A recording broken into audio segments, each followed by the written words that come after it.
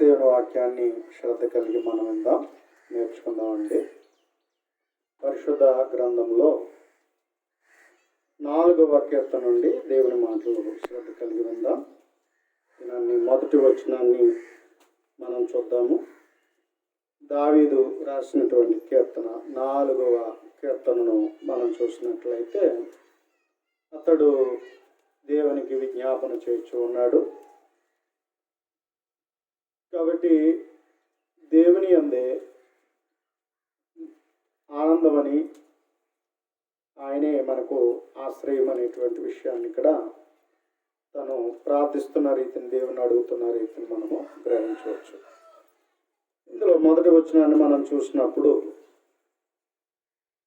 నా నీతికి ఆధారం అగు దేవా, నేను మొర్రపెట్టినప్పుడు నాకు ఉత్తరం, ఇరుకులో నాకు విశాలత కలుగు చేసినవాడు నీవే, నన్ను కరుణించి నా ప్రార్థన అంగీకరించుము అంటున్నా. కాబట్టి ఇక్కడ మనం చూస్తే దేవునికి దావీదు ప్రార్థన చేస్తున్నటువంటి రీతిని మనం చూస్తాము. కాబట్టి దేవునిని ఈ విధంగా సంబోధిస్తున్నాడు. ఏమని సంబోధిస్తున్నాడంటే, నా నీతికి ఆధారమగు దేవా అంటున్నాడు. దేవుడు సంపూర్ణమైనటువంటి వాడు, సంపూర్ణమైన వ్యక్తిత్వము కలిగిన వాడిగా దేవుడు ఉన్నాడు. దేవునితో మనం ఎవరిని ఒక్కరిని సాటి చేయలేం. ఆయనకి సాటి అయిన వారు ఎవ్వరూ ఏ ఒక్కరు కూడా లేరు. కనుక దేవుడు నీతిమంతుడు.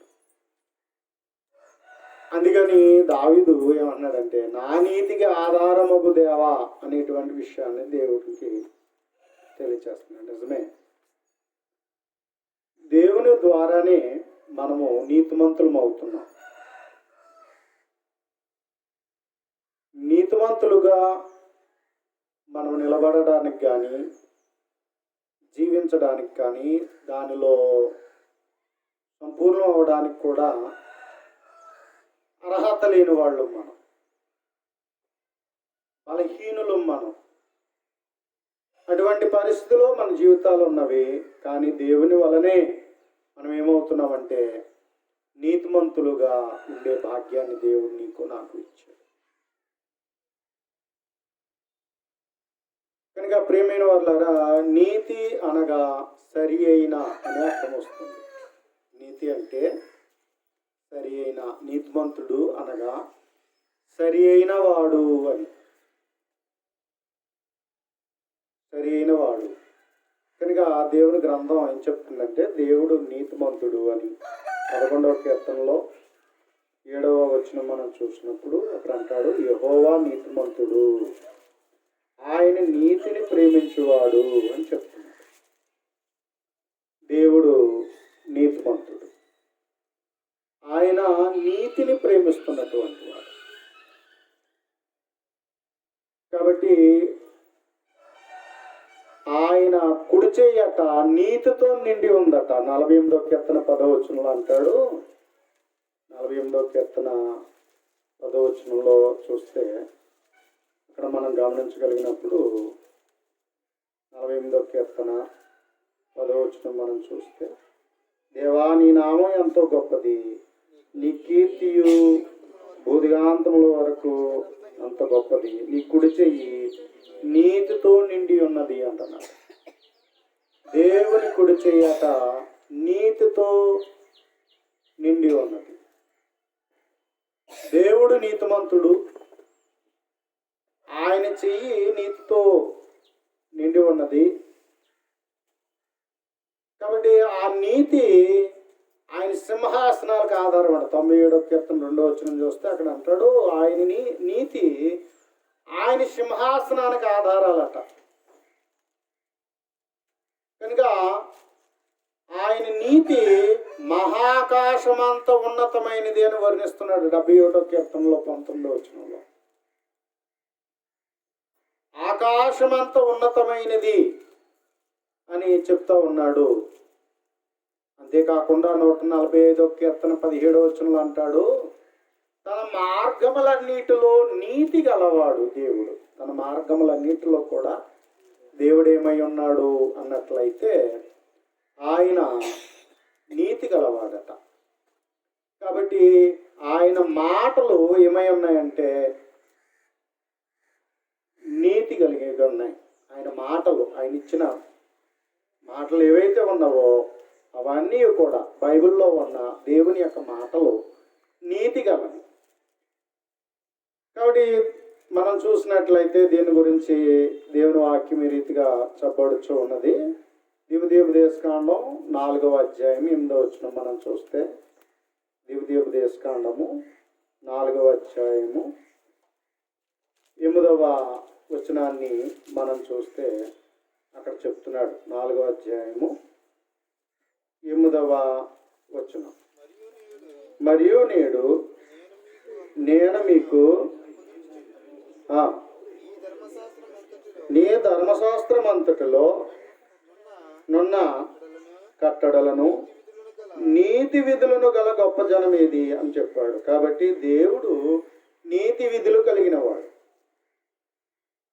నీతి విధులు కలిగిన వాడిగా దేవుడు ఉన్నాడు. ఆయన ఆజ్ఞలను మనం గైకొనటం వలన మనకి ఏం కలుగుతుందంటే నీతి కలుగుతుంది అని 6వ అధ్యాయము 25వ వచనం చెప్పబడుతుంది. మన దేవుడైన యెహోవా మనకు ఆజ్ఞాపించినట్లు ఆయన సన్నిధిని ఈ సమస్తమైన ఆజ్ఞలను అనుసరించి మనం నడుచుకున్నప్పుడు మనకు నీతి కలుగును అని చెప్తున్నాడు. కాబట్టి దేవుడు నీతిమంతుడు, ఆయన నీతి న్యాయాలను ప్రేమించేవాడు, ఆయన కుడి చేతి నీతితో నిండి ఉంది. కాబట్టి ఆయన నీతి ఆకాశమంత ఉన్నతమైనటువంటిది. నీతి ఆయన సింహాసనానికి ఆధారాలు కనుక తన మార్గములన్నిటిలో కూడా ఆయన నీతిమంతుడై ఉన్నాడు. అంతేకాకుండా దేవుడు ఆయన మాటలు మనం చూసినట్లయితే నీతి గలవి. ఆయన మాటల్లో నీతి ఉంది, నీతి ఉంది. కాబట్టి ఇదిగో దేవుడిచ్చిన గ్రంథమును మనం చదువుతున్నట్లయితే మనకి నీతిని ప్రబోధిస్తుంది, నీతిని ప్రబోధిస్తుంది. నీతిమంతుడుగా ఉండమని, దేవుని నీతిలో నిలవమని మనకి దేవుని గ్రంథం ఏం చేస్తుంది అన్నట్లయితే మనకు బోధిస్తుంది. అందుకని దేవుడు నీతికి ఆధారం. వాస్తవానికి మనము నీతిమంతులుగా దేవుని ఎదుట నిలబడగలిగే అర్హత ఎవరికి ఏ ఒక్కరికి లేదు, ఏ ఒక్కరికి లేదు. కానీ దేవుని యందలి విశ్వాసం ద్వారానే మనం ఏమవుతున్నాం అంటే నీతిమంతులు అవుతున్నాం. దేవుని యందలి విశ్వాసము ద్వారానే మనం ఏమవుతున్నాం అంటే నీతిమంతులు. నీతిమంతులుగా మనం విశ్వాసమును బట్టి తీర్చిదిద్దబడుతున్నాం. కానీ దేవుని ఎదుట నేను నీతిమంతుడును అని చెప్పుకోగలగా వారెవ్వరు ఈ లోకంలో లేరు. కాబట్టి ప్రభు అయినటువంటి యేసుక్రీస్తు ఒక్కడే ఆయన ఈ లోకంలోకి వచ్చి నీతిమంతుడిగా బ్రతికినవాడు, సంపూర్ణమైన నీతిమంతుడుగా ఆయన జీవించినటువంటి వాడిగా ప్రభు అయినటువంటి యేసుక్రీస్తు ఒక్కడే ఉన్నాడు. కానీ ఎవరు కూడా నీతిమంతులు కాదు. కాబట్టి దేవుని కృపను బట్టి మనము నీతిమంతులుగా తీర్చిదిద్దబడగలిగేటువంటి వారుగా ఉన్నాం. కాబట్టి ప్రియమైన వారులారా, దేవుడు కోరుతున్నది ఏంటంటే, దేవుడు ఎవరిని అంగీకరిస్తాడంటే నీతిమంతులను అంగీకరిస్తాడట. దేవుడు అంగీకరించేది ఎవరిని భూమి మీద అంటే దేవుడు నీతిమంతుల్ని అంగీకరిస్తాడు. అంటే సరైన రీతిలో బ్రతికే వారిని దేవుడు అంగీకరిస్తాడట. చూడండి, అపోస్తల కార్యాలు 10వ అధ్యాయంలో మనం చూసినట్లయితే, అపోస్తల కార్యాలు 10వ అధ్యాయము చూసినట్లయితే 35వ వచనం మనం చూసినప్పుడు, 35వ వచనం మనం చూస్తే ఏమన్నాడు? ప్రతి జనములోనూ ఆయనకు భయపడి నీతిగా నడుచుకునే వారిని ఆయన అంగీకరించును. ప్రతి జనములో, భూమి మీద ఉన్న ప్రతి జనములో, ప్రతి దేశంలో, ప్రతి వంశావళిలో, ప్రతి కులములో, ఏమండి ఎవరు ఏ జనములు అయితే ఉన్నారో ప్రతి జనములో ఆయనకు భయపడి నీతిగా నడుచుకున్న వాడిని ఆయన అంగీకరిస్తున్నాడట. దేవుడు అంగీకరించేవాడు. నీతి లేకుండా మనము దేవుని ఎదుట నిలబడగలిగే హక్కు మనకు లేదు.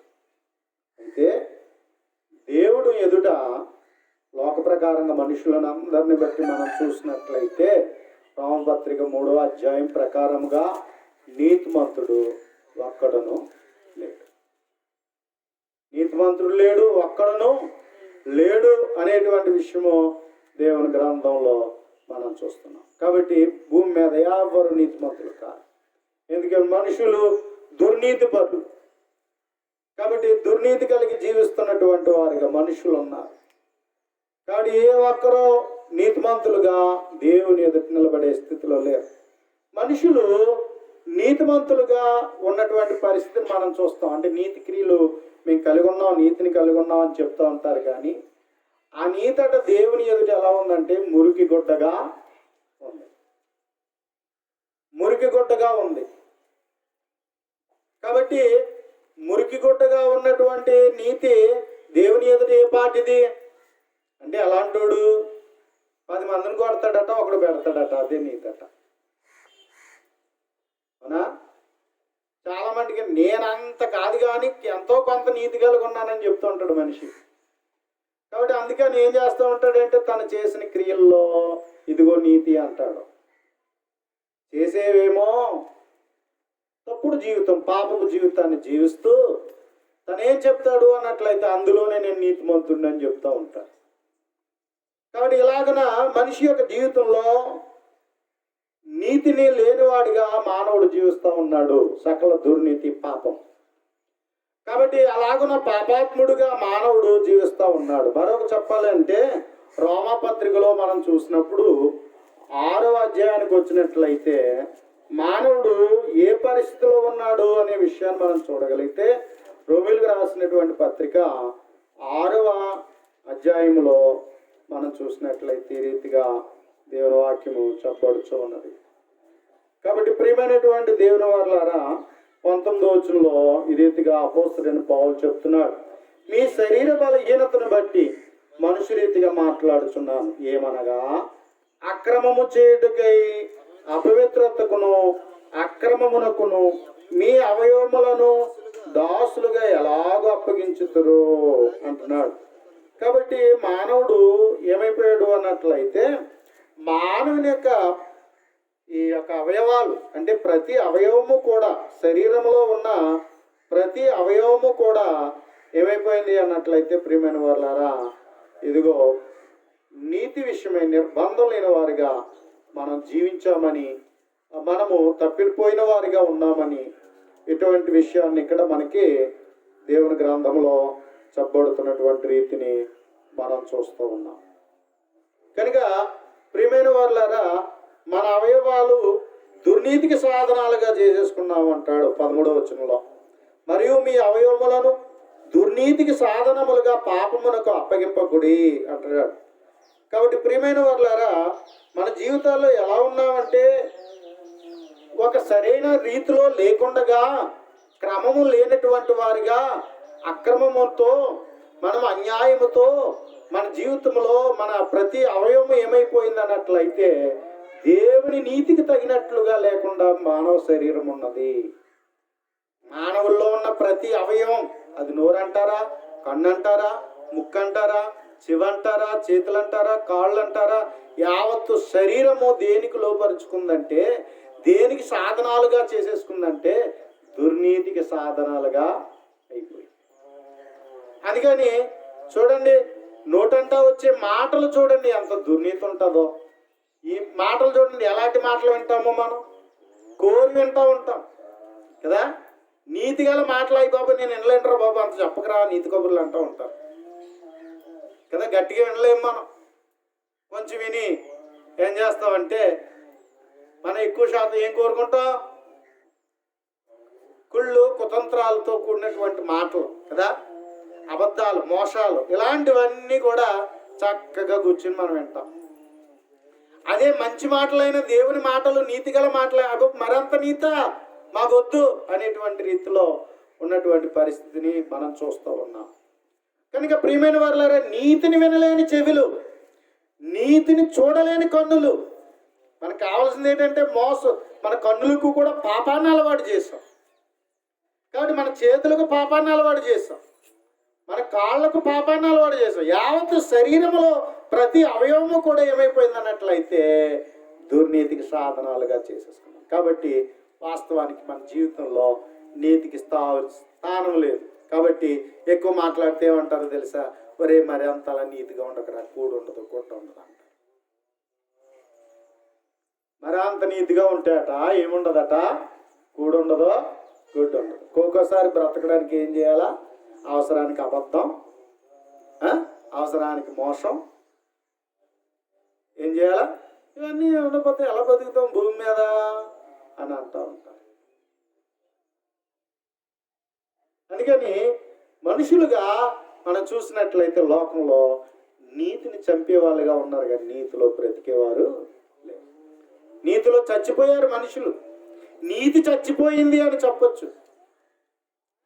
నీతి చచ్చిపోయింది కాబట్టి నీతిగా మాట్లాడలేము, నీతిగా ప్రవర్తించలేము, నీతిగా మనము నడుచుకోవడానికి ఏమాత్రం కూడా ఇష్టం లేనటువంటి వారిగా ఉన్నటువంటి నైజాన్ని మానవుడు కలిగి ఉన్నటువంటి పరిస్థితిని మనం చూస్తాం. కాబట్టి అన్ని విధాలుగా బంధాలలో, వ్యవహారికల్లో, పనుల్లో మనం చూసినట్లయితే మనం ఏమైపోయాం అన్నట్లయితే నీతి తప్పిన జనులు. మనం నీతి తప్పిన జనులు, నీతికి తావులేనటువంటి వారిగా మనం జీవిస్తూ ఉన్నాం. కానీ దేవుడు దయగలవాడై, దేవుడు ప్రేమ గలవాడై మన కొరకు తన కుమారుడైన క్రీస్తునందు చేసిన దయా సంకల్పాన్ని బట్టి నీతికి ఏమాత్రం కూడా అవకాశం లేని మన జీవితాలని మరలా నీతిలో మనల్ని నిలబెట్టడానికి ప్రభు అయినటువంటి యేసుక్రీస్తు లోకానికి వచ్చాడు.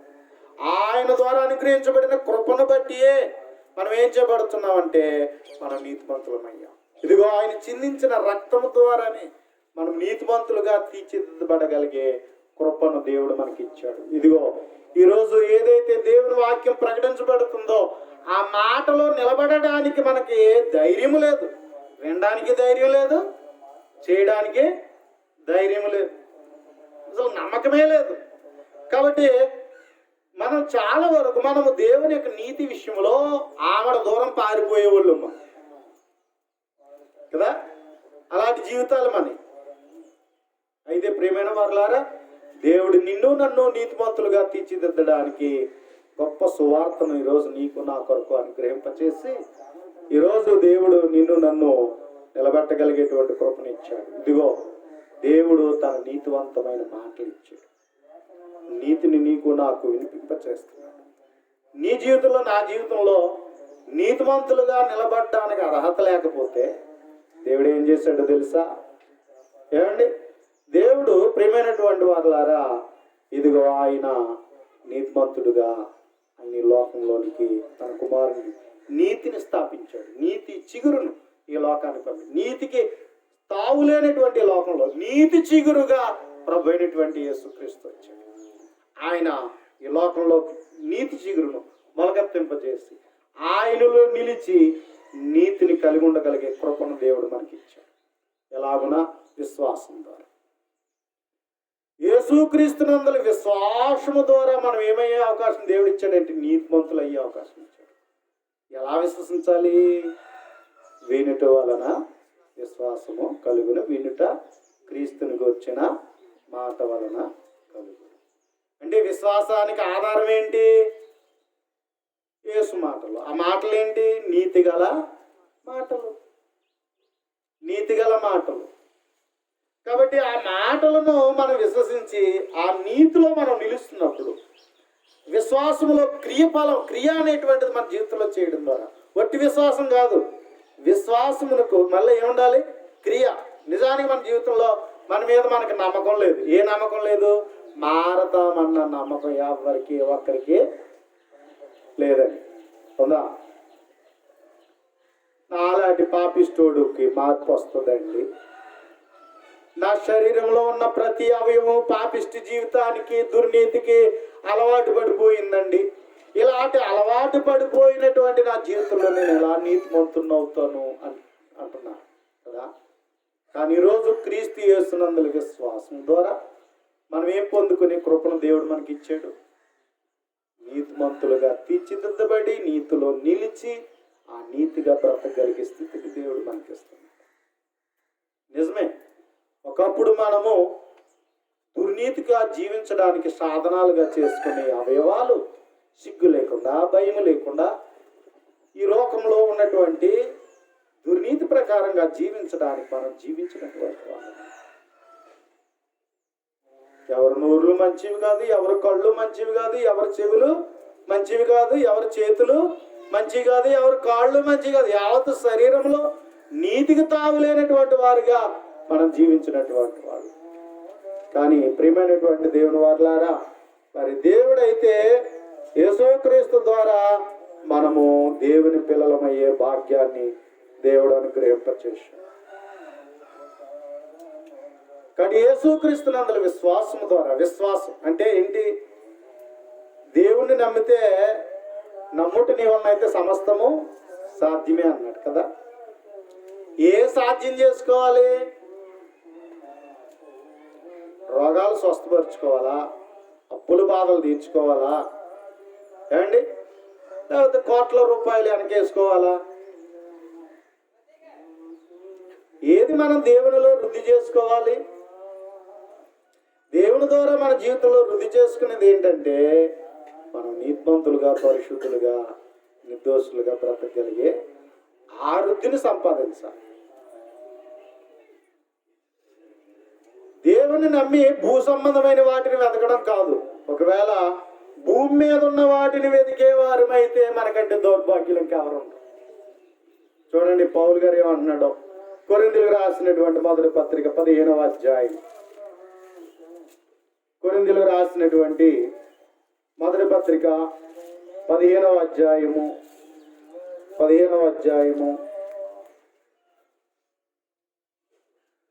కాబట్టి ఏమంటాడంటే 15వ వచనం, దేవుడు క్రీస్తును లేపెనని ఆయనను గురించి మేము సాక్ష్యం చెప్పి ఉన్నాం కదా. మృతులు లేపబడిన దేవుడు ఆయన లేపలేదు కనుక మేమును దేవుని విషయమై అబద్ధ సాక్షులుగా అగుపడుచు.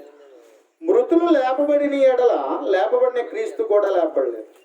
క్రీస్తు లేని లేపబడిన ఎడల మీ విశ్వాసం వ్యర్థమే, మీరు ఇంకా మీ పాపంలోనే ఉన్నారు. అంతేకాదు అని చెప్తూ 19వ వచనంలో ఏమన్నాడు చూడండి, ఈ జీవితం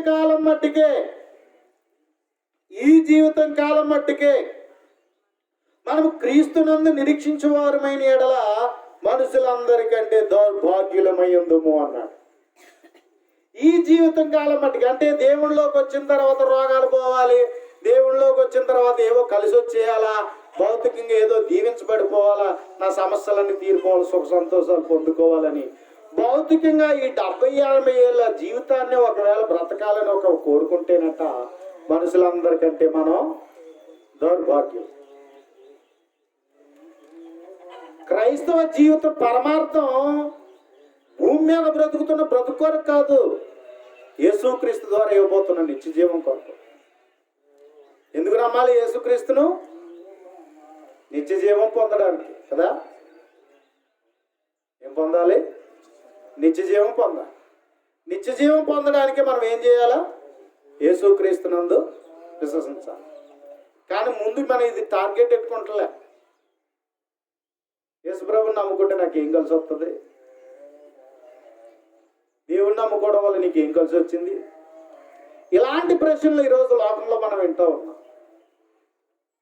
నీ అవసరాలు తీర్చుకోవడానికో లోక సంబంధంగా ఏదో వృద్ధి పొందేయడానికో కాదు క్రీస్తునందు, యేసుక్రీస్తునందు విశ్వసించడం.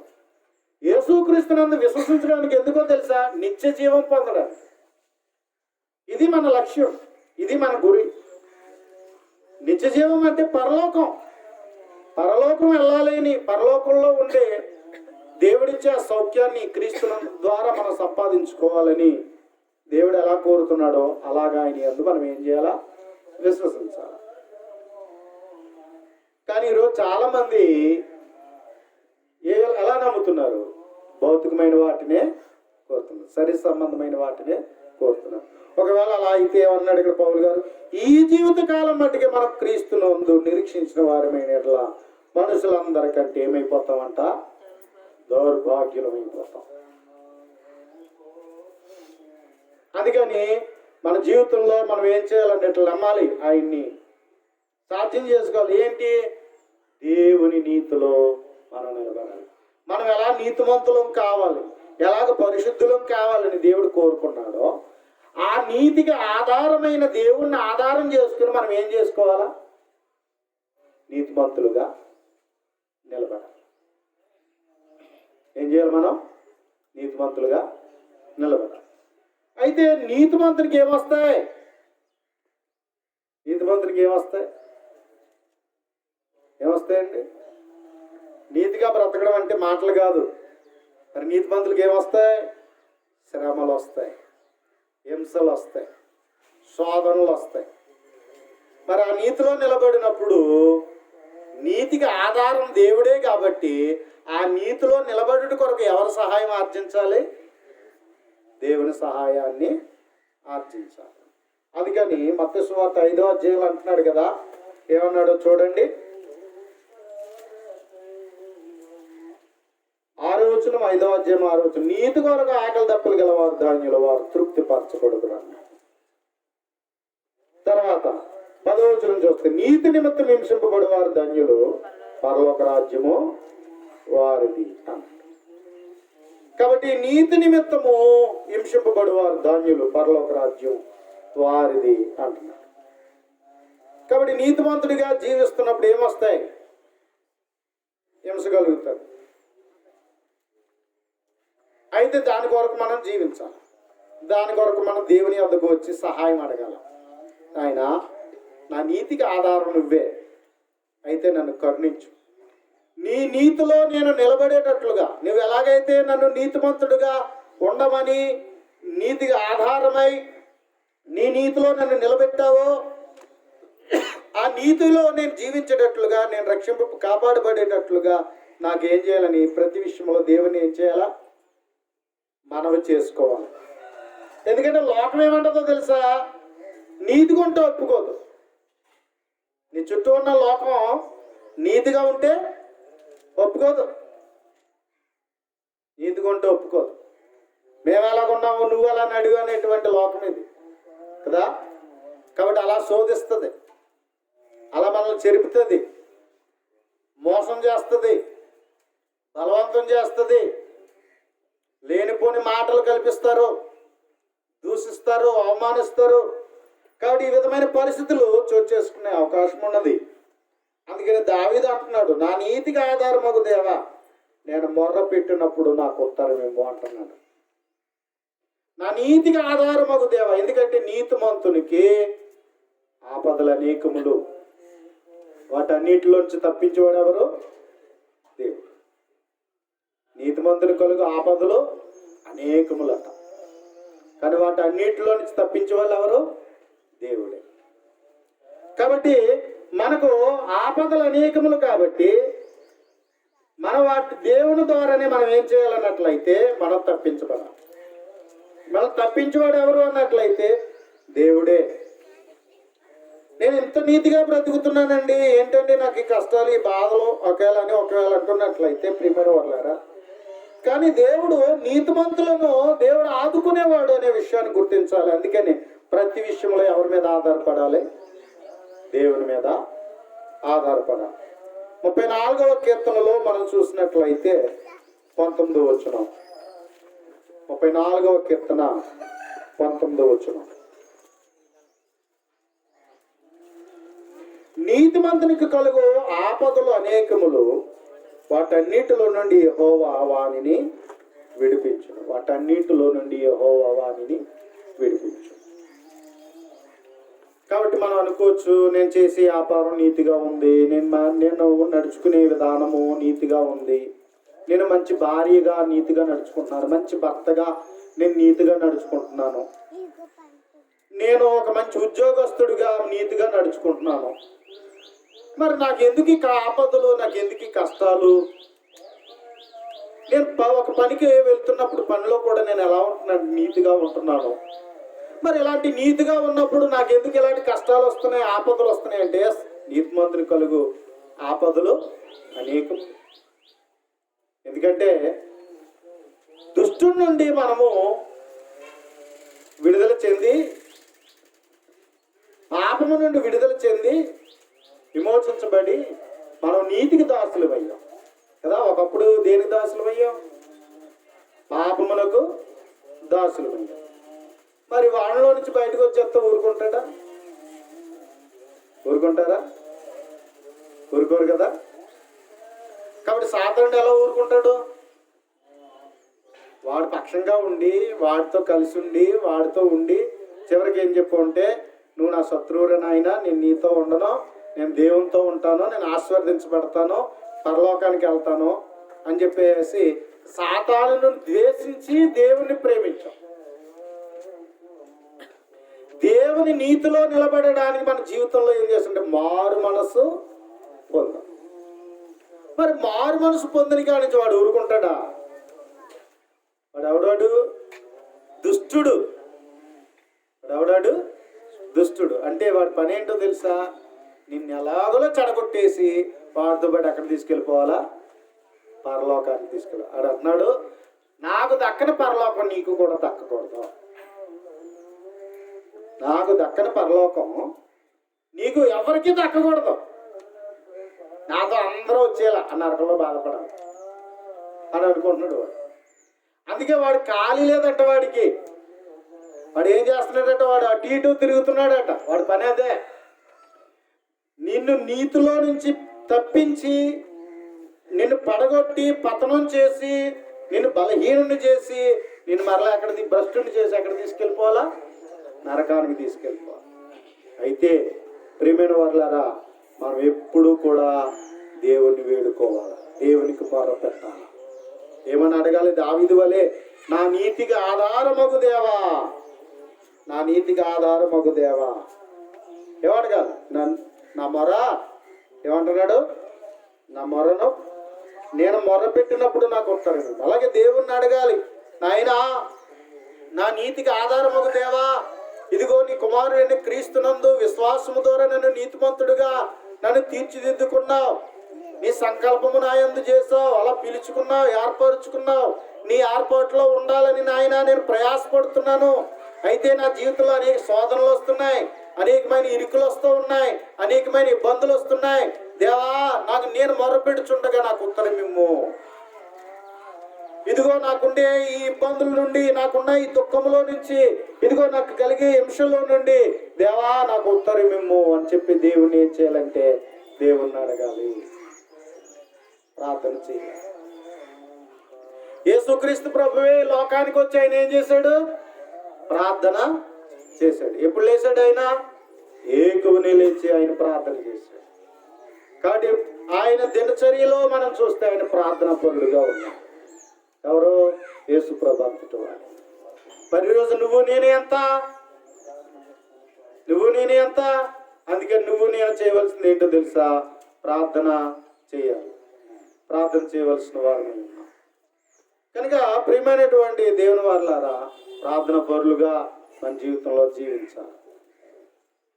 ప్రార్థన చేస్తే నువ్వు ఎప్పుడైతే విశ్వాసముతో ప్రార్థన చేస్తున్నావో నీకు దగ్గరికి ఎవరు వస్తున్నారు? దేవుడు వస్తున్నాడు. నిన్ను నీతిలో నిలబెట్టడానికి, ఏమంటే నిన్ను నీతిలో నిలబెట్టడానికి దేవుడు నీకు సహాయకుడు. నీకు కలిగే శోధనలో నుండి తప్పించడానికి దేవుడు నీకు సహాయకుడు. నీకు కలిగే నీ కష్టంలో, దుఃఖంలో, బాధల్లో నీకు సహాయపడడానికి దేవుడు నీ మొరను ఆలకించడానికి సిద్ధంగా ఉన్నాడు. అందుకే ఏం చేయాలట? మన జీవితంలో ఎడతెగక ప్రార్థన చేయాలి. కాబట్టి అంటాడు, మెలకువగా ఉండి ప్రార్థన చేయండి. ఎందుకు? మీరు శోధనలో ప్రవేశింపకుండానట్లు మెలకువగా ఉండి ప్రార్థన చేయండి. అంటే ఎంతగా మనం ప్రార్థన చేస్తామో అపవాదు నుండి అంతగా మనం తప్పించుకుంటాం, దుష్టుడి నుండి అంతగా మనము తప్పించుకుంటాం. కాబట్టి నీ జీవితంలో ఉపశమనం కలగాలంటే, నెమ్మది కలగాలంటే, నీకున్న పరిస్థితుల్లో, నీకున్న చింతల్లో నీకు తగినటువంటి సహాయం కావాలంటే నువ్వు చేయవలసింది ఏంటంటే ప్రార్థన చేయాలి.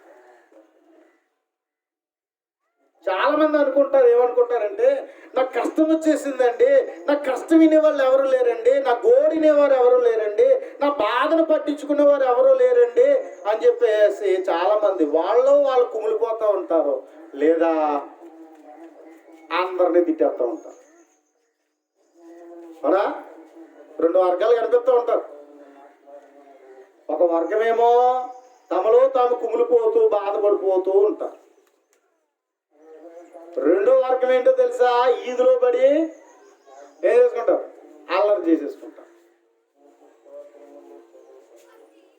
కానీ ఇలాగా కుమిలిపోయినా నీ బాధ తీరదు.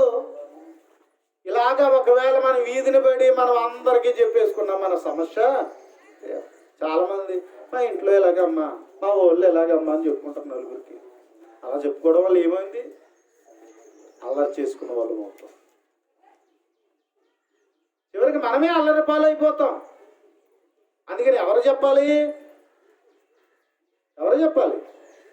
దేవుని చెప్పాలి. ఇది మాత్రం చెయ్యదు, ప్రార్థన మాత్రం చెయ్యవు. అదేనా తూతు మంత్రం. అవునా? అదేనా అలా చేస్తాం? తూతు మంత్రం. మనస్ఫూర్తిగా చెయ్యం, గట్టిగా చెయ్యం, దృఢంగా చెయ్యం, పట్టుదలగా చెయ్యం. ఎలా చేస్తాం? ఏదో చెయ్యాలి కాబట్టి చెయ్యాలి. మరి ఇప్పుడు నీ సమస్య ఎలా తీరుతుంది? విన్న వాళ్ళకేమో చెప్పవు. అవునా? ఎవరంటానంటున్నారు? దేవుడు. ఆయన చెప్పు. నీ కన్నీటి నువ్వు ఎంత గుండ్లు బాదుకొని ఎంత కన్నీరు కాస్తావో ఆ కన్నీరు ఎవరి దగ్గర కాల్చాలి? దేవుని దగ్గర కార్చాలి. అది మాత్రం చెయ్యి. అది మాత్రం మనం చెయ్యి. కనుక ప్రియమైనటువంటి దేవుని వల్ల దేవుణ్ణి అడగాలి. ఇదిగో మన నీతికి ఆధారం ఆయన. కానీ దావీదు అన్నాడు, నా నీతికి ఆధారమగు దేవా, నేను మొర్ర పెట్టినప్పుడల్లా నాకు ఉత్తరము ఇవ్వు. అంటే మనము నీతి తప్పకుండా, ఒకవేళ నీతి తప్పే పరిస్థితులు నీ జీవితంలో వచ్చి ఉండొచ్చు, అలాంటి శోధనలే నీ జీవితంలో వచ్చి ఉండొచ్చు, అలాంటి శ్రమలే నీ జీవితంలో వచ్చి ఉండొచ్చు, అలాంటి నిందలే నీ జీవితంలో ఉండవచ్చు. నువ్వు ఎంత నిలబడతామన్నా నిన్ను పడగొట్టేలాగా సాతానుడు నీ జీవితంలో అనేక రీతులుగా నిన్ను శోధన పెడుతూ ఉండొచ్చు. ఇది ఏం చేయాలి? మనం ఓర్చుకోవాలి. విశ్వాసం ఎలా నేర్పిస్తుందట? విశ్వాసము కలిగి ఉంటే సరిపోదు, ఓర్పు కలిగి విశ్వాసం కలిగి. ఓర్పుతో మన విశ్వాసాన్ని కొనసాగించాలి. అప్పుడైతే ఫలితాన్ని చూస్తాం దేవుని యొక్క. నువ్వు దేవుని యొక్క నుండి ఫలితం చూడాలనుకుంటే ఏం చేయాలి? విశ్వాసం ఉంటే సరిపోదు. విశ్వాసం బట్టి ఏముండాలంటే ఓర్పుతో విశ్వాసతను కొనసాగించాలి. యాకోబు రాసిన పత్రికలో ఏమన్నాడో చూడండి. యాకోబు రాసిన పత్రిక 1వ అధ్యాయం మనం చూడగలిగినప్పుడు, యాకోబు రాసిన పత్రిక 1వ అధ్యాయం 2వ వచనం మనం చూస్తే, నా సహోదరులారా, విశ్వాసమునకు కలిగి పరీక్ష ఓర్పు పుట్టించినని ఎరిగి మీరు నానా విధములైన శోధనలో పడినప్పుడు అది మహానందమని ఎంచుకొనుడి. ఒకే మోయలేని బరువులు భారాలు నీ జీవితంలోకి రావచ్చు.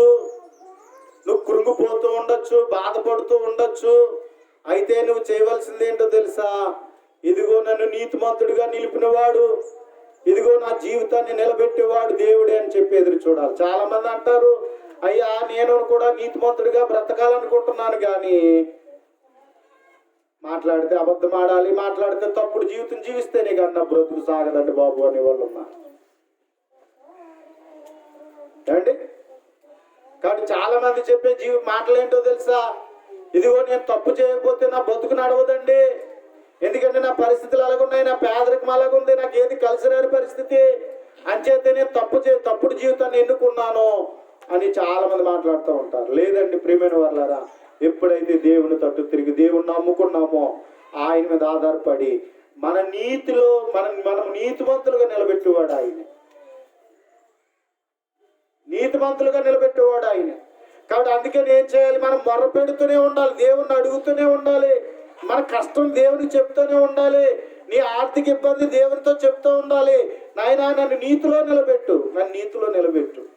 నేను ఎప్పుడు నా సేవలో నా జీవితంలో నేను అనుకుంటూ ఎప్పుడు ప్రార్థన చేస్తూ ఉంటాను, నాయనా ఇదిగో నా జీవితంలో ఉన్న నా సమస్యలు ఇవి. కొన్నిసార్లు ఇదిగో నా భార్య పిల్లలకు కూడా ఇదిగో నేను సరైన రీతిలో నేను పోషించలేని స్థితిలో ఉన్నాను. నాయన నీతి తప్పకుండా నా జీవితాన్ని నడిపించు. సేవలో చాలా మందికి ఇదిగో నాయన నిలబడలేకపోతున్నారు, తప్పిపోతున్నారు. అయితే నేను నిలబడే స్థితి నాకు ఇవ్వు నాయన, నేను ఎప్పుడు మొరపెట్టుకుంటా. దేవా ఇదిగో నీతివంతమైన జీవితం ఇదిగో నా బ్రతుకుని కలిగి ఉండడానికి, అటు పరిచర్య చేయడానికి నాకు సహాయం చేయి. ఏ పరిస్థితి వచ్చినా సరే నాయన నేను ఓర్పు కలిగి కొనసాగించగలిగే జీవితాన్ని, ఆ భారాన్ని భరించగలిగే స్థితిని ఇవ్వని చెప్పి దేవుని అడుగుతాం, దేవుని మొరపెడతాం. కాబట్టి నిజమే ఎన్ని అవమానాలు ఉంటాయి, ఎన్ని అవమానాలు ఉంటాయి. మనుషులు ఎలాగా ఎలా పొడుస్తారండి, కాకుల్లాగా పొడుస్తూ ఉంటారుగా. అవునా, అర్థం చేసుకోరు. కానీ ఏదన్నా లోపం కనిపిస్తే మాత్రం ఏం చేస్తూ ఉంటారు, చాలా అల్లరి చేస్తూ ఉంటారు, మానసికంగా కృంగతీసేస్తారు. చూటుపోటు మాటలతో, లేనిపోని మాటలతో మనల్ని ఎంతగానో కృంగతీసేస్తూ ఉంటారు, వేధిస్తూ ఉంటారు. మరి ఇటువంటి పరిస్థితుల్లో ఏముండాలంటే ఓర్పు అవసరం.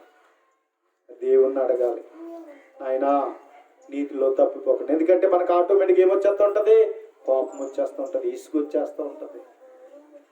అప్పుడప్పుడు అంటూ ఉంటుంది, నలుగురులాగా నేను చేయలేనా, నలుగురులాగా నేను మాట్లాడలేనా, నలుగురులాగా నేను వ్యవహరించలేనా, కాబట్టి నేనే చేయలేనా, వాళ్ళలాగా నేను సంపాదించుకోలేనా అనిపించేసి ఒక్కోసారి నీతి తప్పేద్దామా అనిపిస్తుంది కదా. తప్పు చేయాలనిపిస్తుంది, తప్పు చేసిన బ్రతుకులే బాగున్నాయని చెప్పేసి తప్పు చేద్దామా అనిపిస్తుంది, తప్పేముంది అనిపిస్తుంది. కానీ ప్రియమైన వారులారా, నీతికి ఆధారమైన వాడు దేవుడు, నిన్ను నిలబెట్టేవాడు దేవుడు. కనుక ప్రియమైన వారులారా, అందుచేత మన జీవితంలో ఎప్పుడు కూడా ఏం చేయాలంటే నీతికి ఆధారమైనటువంటి దేవుని మీద మనం ఎప్పుడు కూడా ఆధారపడాలి. మనం మొర్ర పెట్టాలి, మన మొరను ఆలకించేవాడు, మనకు సహాయం చేసేవాడు దేవుడు ఉన్నాడు. కాబట్టి అంచేత ఇదిగో ఈ కీర్తనకారుడు నీతివంతమైన జీవితానికి సహకారి దేవుడే అని చెప్పి ఇక్కడ ఈ కీర్తన 4వ కీర్తనను రచించి దేవుని స్తుతిస్తున్నాడు. కాబట్టి ప్రియమైన వారులారా, ఈ మాటలు మనం ఆధారం చేసుకోవాలి. ఇదిగో దావీదును బట్టి కూడా మనం ఆధారం చేసుకోవాలి. కాబట్టి దావీదు జీవితంలో ఒకే ఒక్క మారు తప్పు చేశాడు. ఏం తప్పు చేశాడో తెలుసా? బెత్షెబతో తను తప్పు చేశాడు. బెత్షెబతో తప్పు చేశాడు. మరలా అటువంటి చేశాడు కానీ మరలా సరిదిద్దుకున్నాడే కానీ మరలా అదే తప్పును తన జీవితంలో కొనసాగించిన వాడిగా లేడు. అదే తప్పుడు జీవితాన్ని కొనసాగించిన వాడిగా లేడు దావీదు. కాబట్టి ప్రియమైన వారులారా, ఏదైనా ఒకవేళ తప్పు జరిగితే కదా ఇంకా అదే ఆధారం చేసుకుని ఇంకా అందులోనే మూలిగిపోకూడదు. ఏం చేయాలి? మనం దేవుని ఎదుట పశ్చాత్తాపం చెంది ఏం చేయాలి? మనం మారు మనసు. ఒకవేళ జీవితంలో తెలుసో తెలియకో ఏదో తప్పు చేసి ఉంటాం, కానీ ఆ తప్పులోనే మనం మునిగిపోకూడదు. ఆ తప్పులోంచి బయటికి రావడానికి దేవుని సహాయం అడగాల, దేవుని మొర్ర పెట్టాలి. నాయన నీ నీతిలో, నా నీతికి ఆధారం ఒక దేవా, ఇదిగో నీ నీతిలో నన్ను నిలబెట్టు. నువ్వు కోరుకునేది నీతి కోరుకుంటున్నావు, ఆ నీతి నా జీవితంలో నేను కలిగి ఉండేటట్లుగా, నీతిమంతుడిగా జీవించేటట్లుగా నా బ్రతుకు నిలబెట్టి నాయన అని చెప్పేసి ఏం చేయాలంటే దేవుని మీద మనము ఆధారపడాలి. నా నీతికి ఆధారం ఒక దేవ. నేను మొర్ర పెట్టినప్పుడల్లా నాకు ఉత్తరం. నిజమే, ఎవరైతే నీతిగా నిలబడుతూ ఉంటారో, నీతివంతమైన పెదవులతో, నీతివంతమైనటువంటి నాలుకతో దేవుడు కోరుకునే రీతిలో మనం జీవిస్తున్నప్పుడు మన ప్రార్థనకు దేవుడు సమాధానం. ఎందుకంటే ప్రియమైన వారులారా, ఇదిగో దేవుడు ఎవరి ప్రార్థన ఆలకిస్తున్నాడో తెలుసా? దేవుని గ్రంథం చెప్తున్నది, పరిశుద్ధ గ్రంథంలో చూడండి. యాకోబు రాసిన పత్రిక 5వ అధ్యాయం, యాకోబు రాసిన పత్రిక 5వ అధ్యాయం మనం చూసినట్లయితే 16వ వచనం, యాకోబు రాసిన పత్రిక 5వ అధ్యాయం 16వ వచనం మనం చూస్తే, మీ పాపములను ఒకరితో ఒకడు ఒప్పుకొనుడి, మీరు స్వస్థత పొందినట్లు ఒకరి కొరకు ఒకడు ప్రార్థన చేయుడి, నీతిమంతుని విజ్ఞాపన మనఃపూర్వకమైనదై. నీతిమంతుని ప్రార్థన, నీతిమంతుని విజ్ఞాపన మనఃపూర్వకమైనదై బహుబలము గలదై ఉండును అన్నాడు. ఎలాంటి వారి ప్రార్థన కావాలి? నీతిమంతుల ప్రార్థన. నీతిమంతుల ప్రార్థన దేవుడు కోరుతాడు. కాబట్టి నీతిమంతుల పెదవులు కావాలి, నీతిమంతుల నాలుగు కావాలి, మనసు కావాలి, హృదయం కావాలి, జీవితం కావాలి. అటువంటి వారిని దేవుడు, వారి ప్రార్థన దేవుడు ఆలకించడానికి సిద్ధంగా ఉంది. కాబట్టి అందుకని నీతివంతమైన ప్రార్థన విజ్ఞాపన ఎంతో బహుబలం కలదట. వాళ్ళు ఎలాగ పోల్చాడంటే ఏలియాతో పోల్చాడు. ఏలియా మన వంటి స్వభావం గల మనుషుడే. వర్షింపుకున్నట్లు అతడు ఆసక్తితో ప్రార్థన చేయగా 3.5 సంవత్సరాలు భూమి మీద వర్షింపలేదు. అతడు మరలా ప్రార్థన చేయగా ఆకాశం వర్షం ఇచ్చాడు, భూమి తన ఫలం ఇచ్చాడు. కాబట్టి నీతివంతుని మంత్రి ప్రార్థన అలా ఉంటారు. నీతిమంతులు కావాలి. ఒక పట్టణం దీవించబడాలి అన్నట్లయితే దేవుడు 10 మంది నీతిమంతులు కావాలంటున్నాడు. 10 మంది నీతిమంతుల ప్రార్థన అవసరం. కాబట్టి సొదొమ గొమొర్రా విషయంలో దావీదు, అబ్రహాం ప్రార్థన చేస్తూ ఉన్నాడు, దేవుణ్ణి అడుగుతున్నాడు. 50 మంది, 40 మంది, 30 మంది, 20 మంది అని చెప్పుకుంటూ ఏం చెప్పుకొచ్చాడు? 10 మంది దాకా వచ్చేటప్పటికి 10 మంది ఉంటే నాయన పట్టణం కాపాడుతావా? దేవుడు ఎవరు కావాలంటే నీతిమంతుల ప్రార్థన. అంటే ప్రార్థన బహుబలం కలదు. అందుకని అలాంటి వారి ప్రార్థన దేవుడు ఆలకిస్తాడు. మరి ఈరోజు నువ్వు నీ జీవితంలో, నా జీవితంలో, అలాగే మన సంఘంలో ఉన్న కొద్దిమంది అయినా సరే అలాంటి ప్రార్థన చేద్దామనే ప్రార్థన వీరులుగా ఉందామా? ఎవరో ఒకరు ప్రార్థన కాదు, ఎంతమంది కావాలి? 10 మంది నీతిమంతుల ప్రార్థన దేవుడు కోరుతాడు. కానీ ఈరోజు సంఘంగా కూడుకుంటున్నటువంటి మన జీవితంలో అలాంటి 10 మంది నీతిమంతుల ప్రార్థనలు ఉన్నాయా? ఒకవేళ అలా ప్రార్థన చేస్తే బహుబలం కలదాయి. దేవుడు ఏం చేస్తాడు? ఆ ప్రార్థన ప్రతిఫలము. కనుక ప్రియమైన వాళ్ళని ఇది మనం సాధించాలి. సంఘంగా ఇది మనము సాధించాలి. కాబట్టి ప్రియమైన వాళ్ళని ఇంకా మనం చూస్తే ఏమన్నాడు చూడండి. తర్వాత మనం చూస్తే 4వ కీర్తనలో కాబట్టి ఏమన్నాడు అంటే, నా నీతికి ఆధారమగు దేవా, నేను మొరపెట్టినప్పుడల్లా నాకు ఉత్తరమిమ్ము అని చెప్తూ ఇంకేమన్నాడు? ఇరుకులో నాకు విశాలత కలుగు చేసేవాడు నీవే. ఇరుకులో నాకు విశాలత కలుగు చేసినవాడు నీవే. నేను ఇరుకును పడిపోయానండి. నాకు ఏ విధమైన, నాకున్న ద్వారాలన్నీ మూసుకుపోయాయండి. నేను ఏం చేయాలో నాకు తోచుబడి కావట్లేదండి. నాకున్న అన్నీ మూసుకుపోయాయి, నాకు వచ్చేవన్నీ మూసుకుపోయాయి. నేను జీవించడానికి, నిలబడడానికి అన్నీ ఏవైతే ఉన్నావో అన్ని విధాలుగా క్లోజ్ అయిపోయాయి నా డోర్స్ అన్నీ అంటే. కానీ దేవుడు అంటున్నాడు, ఇరుకులో నుండి ఏం చేస్తాడట? విశాలత కలుగుతాడు. మనం నీతిగా బ్రతికినప్పుడు మనుషులు ఏం చేస్తారో తెలుసా? మన ఎదుటి ద్వారాలు మూసేస్తారు. మనం ఎదగకుండా, బలపడకుండా ఏమండి ఏం చేస్తూ ఉంటారంటే మనుషులు ద్వారాలు మూస్తారు.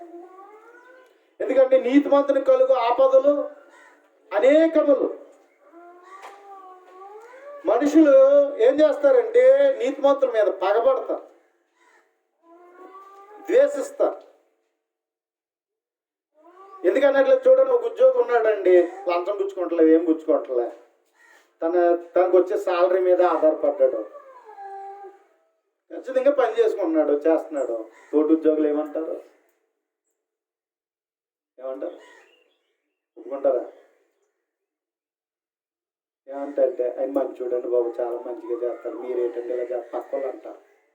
దానికి వీళ్ళు ఏం చేస్తారు? ఆ వ్యక్తి మీద ద్వేషిస్తారు, పగబట్టేస్తారు. అవునా కదా? ఇప్పుడు తోటి పనిలో కూలి పనికి వెళ్ళారు, కష్టపడి పని చేస్తున్నారు, ఒక రైతు కింద ఒక నమ్మకంగా పని చేస్తున్నారు.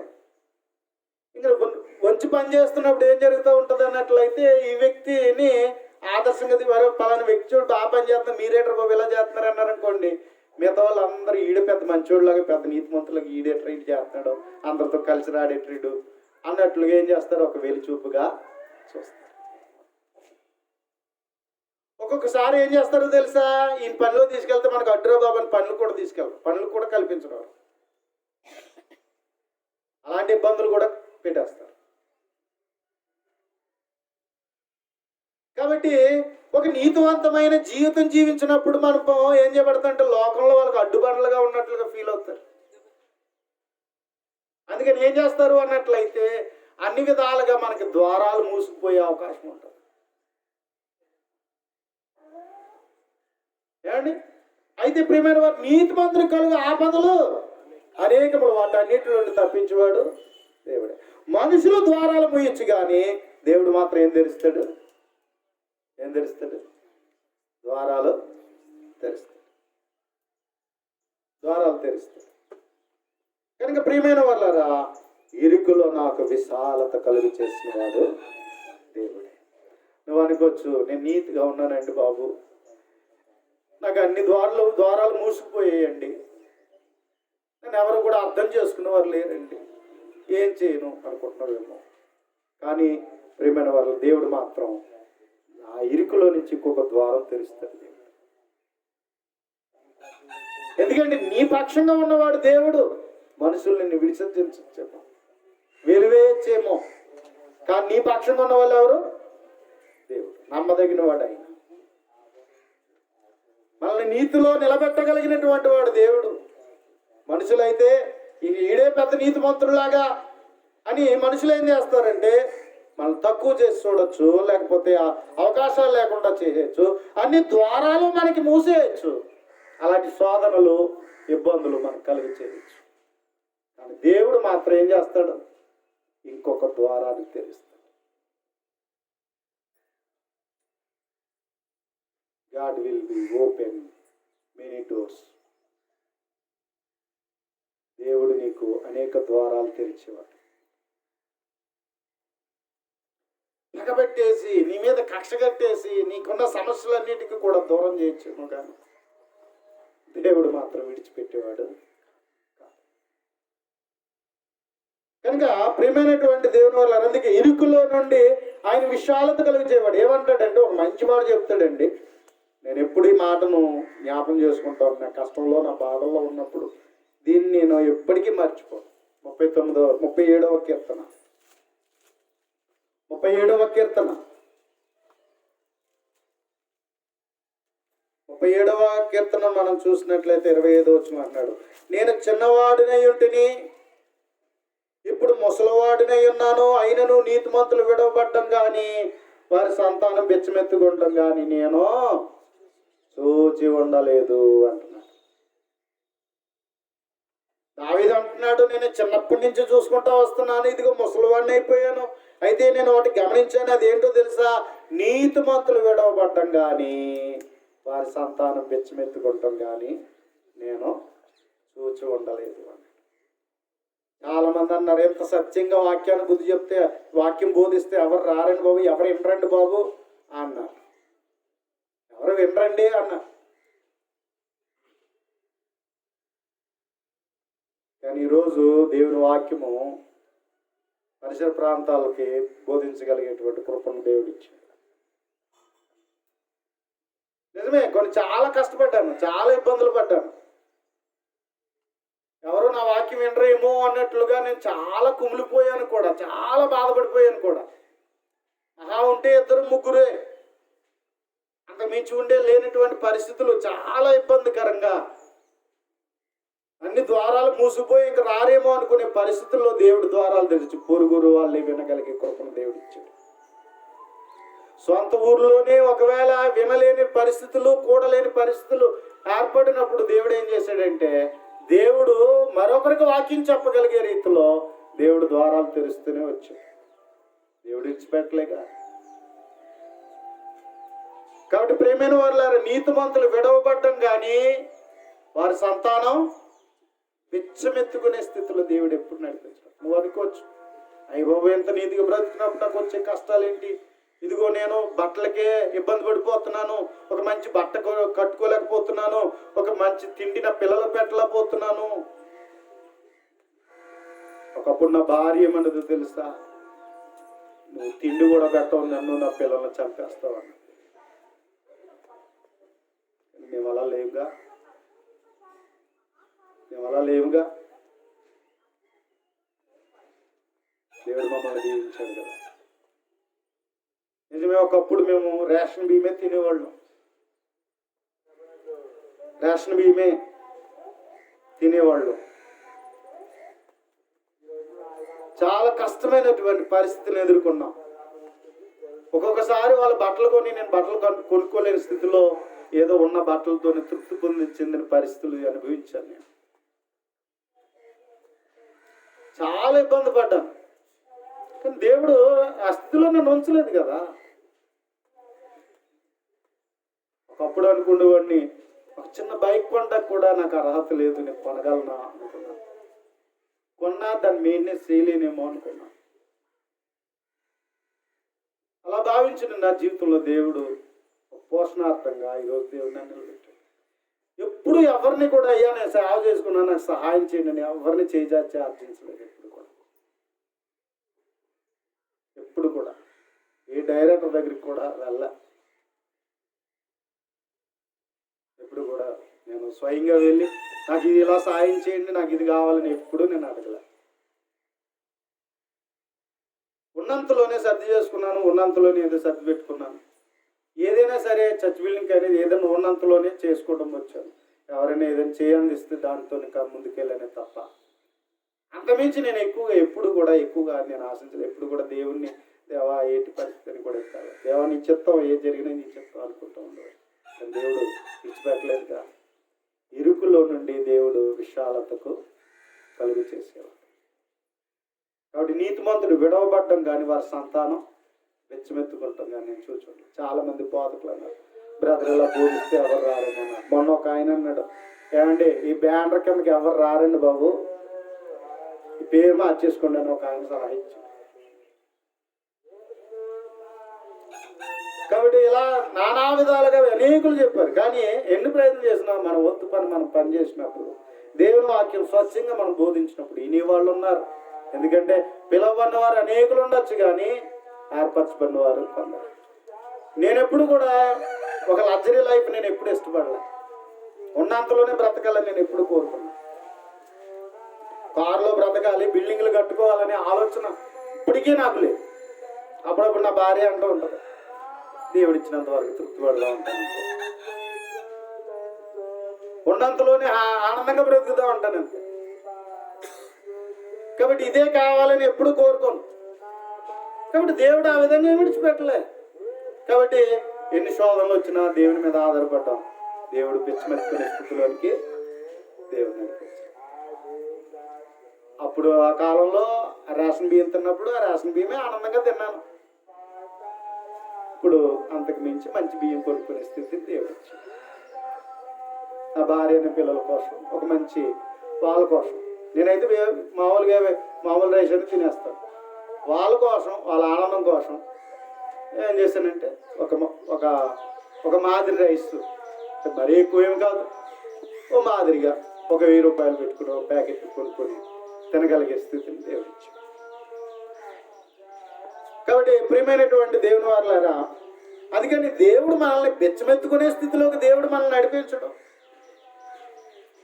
మనల్ని హెచ్చించేవాడు, మనల్ని దీవించేవాడు. కనుక అందుకని ఒకవేళ మన జీవితంలో ఎన్ని ఇరుకులు వచ్చినా ఇరుకుల్లో నుండి దేవుడు ఏం చేస్తాడట, విశాలతను కలుగు చేశాడు. ఆయన నమ్ముకున్నాం, ఆ విశ్వాసం ద్వారా నీతి కలగాలని దేవుడు కోరుకుంటున్నాడు. ఆ క్రియను చెయ్యాలని మనం కోరుకుంటున్నాం, అలా నిలబడాలనుకుంటున్నాం, దేవునికి మొర్ర పెడుతున్నాం.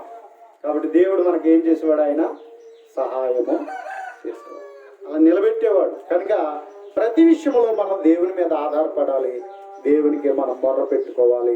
ఆ విధంగా జీవించినప్పుడు దేవుడు మనల్ని హెచ్చించేవాడనే సంగతి మనము గ్రహించాలి. కాబట్టి ఇంకేమంటాడు, నన్ను కరుణించి నా ప్రార్థన అంగీకరించు. కాబట్టి దేవుని దగ్గర ఎప్పుడు కనికరం ఉందండి. దేవుని దగ్గర ఏముంది అన్నట్లయితే కనికరం ఉంది. ఆయన నిన్ను నెట్టేసేవాడు కాదు, తుణీకరించేవాడు కాదు. దేవుని దగ్గరికి వెళ్తే కనికరం ఉంది. మనుషులైతే ఏదో అనాలి కాబట్టి అంటారు, కానీ ఏం చేయలేరు, పూర్తిగా సహాయము చేయలేరు. పూర్తిగా సహాయం చేయలేరు. అయ్యో పాపం అనగలరు, కానీ అందులో నుంచి మనం బయటికి లాగలరా? ఒడ్డుకి చేర్చగలరా? అందరూ చేయలేరండి, ఎవరో కొందరు చేయగలరు. కానీ ప్రియమైన వారు, దేవుడు అయితే ఎవరట? ఆయన కరుణించేవాడు. కాబట్టి అందుకని నన్ను కరుణించి నా ప్రార్థనను అంగీకరించు అని చెప్పి దావీదు అడుగుతా ఉన్నాడు. నిజమే, దేవుని దగ్గర కరుణ ఉన్నది, కనికరమైన కలిగిన వాడు, కరుణించేవాడు దేవుడు. అంచేత దేవుని యొద్ద మనము ఆయన నుండి మనము కరుణించబడేటట్లుగా ఎక్కడికి వెళ్ళాలట? చూడండి, హెబ్రీయులకు రాసిన పత్రిక 4వ అధ్యాయము. హెబ్రీయులకు రాసిన పత్రిక 4వ అధ్యాయము మనం చూసినట్లయితే 16వ వచనం. 4వ అధ్యాయం 16వ వచనం మనం చూస్తే, కనుక మనము కనికరింపబడి సమయోచితమైన సహాయము కొరకు కృప పొందినట్లు ధైర్యముతో కృపాసనమునొద్దకు చేరుదము అని చెప్తున్నాడు. మనము కనికరింపబడి సమయోచితమైన సహాయము కొరకు కృప పొందినట్లు ధైర్యముతో కృపాసనమునొద్దకు చేరుదము. మనము కనికరింపబడి, అవును, మనకి ఏ కష్టం ఉందో, ఏ బాధ ఉందో, ఏ శోధన ఉందో, ఏ సమస్య అయితే ఉందో, వాటన్నిటిలో నుండి దేవుని చేత కనికరింపబడి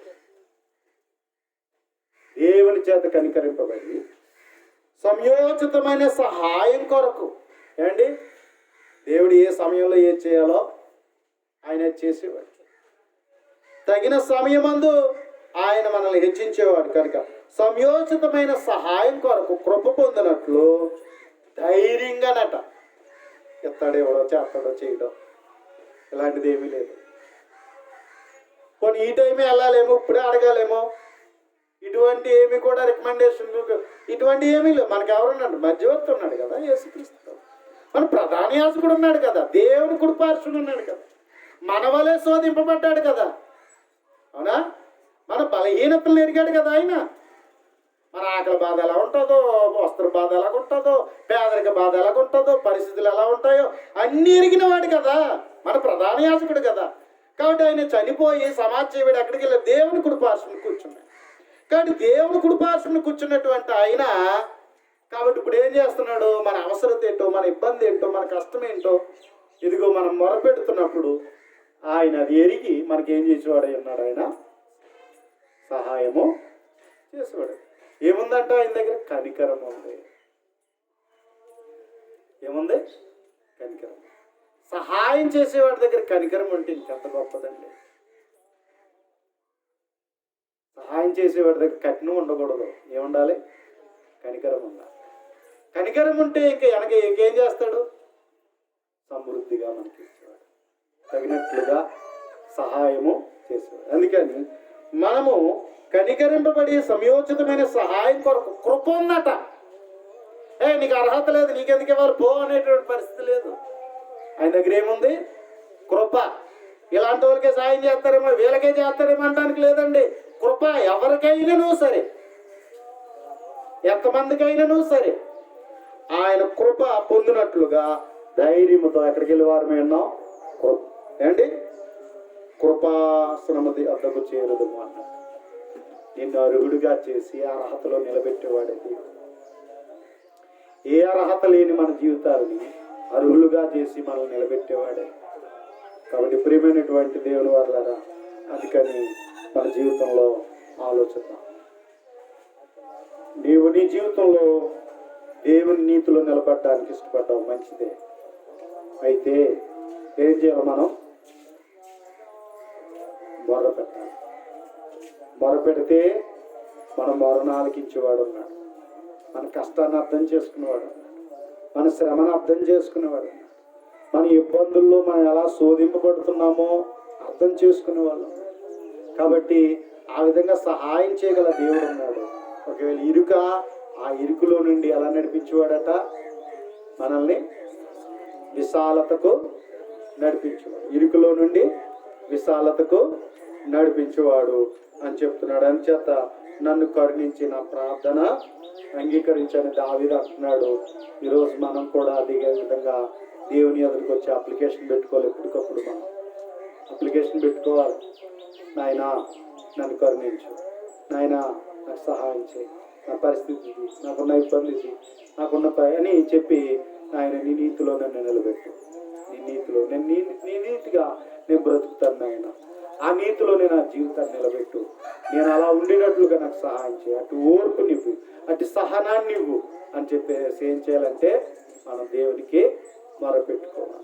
నాయన ఇదిగో నీతి తప్పిపోనట్లుగా నాకు వచ్చేటువంటి నిందలు ఇవి, అవమానాలు ఇవి, శోధనలు ఇవి, నాకు కలిగే హింస ఇవి, నాకు కలిగే ఆటంకాలు ఇవి, ఆయన నాన్నవారే నన్ను త్రోసిపుచ్చి నేను ఒంటరి స్థితిలో ఉండే పరిస్థితులు వచ్చాయి, నన్ను ఆదుకున్నవాడు నువ్వే నాయన అని చెప్పేసి దేవునికి మనం మొరపెడితే ఏం చేస్తాడైనా మనకు సహాయము చేస్తాడు. తన నీతిలో నిలబెట్టి మనం నీతిమంతులుగా తీర్చిదిద్దేవాడు దేవుడు.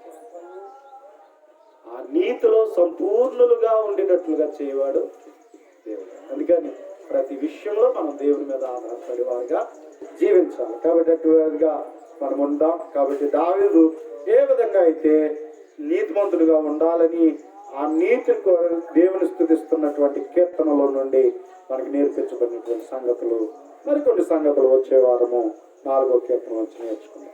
కాబట్టి ప్రియమైన వారులారా, ఆ విధంగా అందరం క్రీస్తులో నమ్మకంగా సాగుతున్నాం. మీ అందరికీ హృదయపూర్వకమైనటువంటి వందనాలు తెలియజేస్తున్నాం.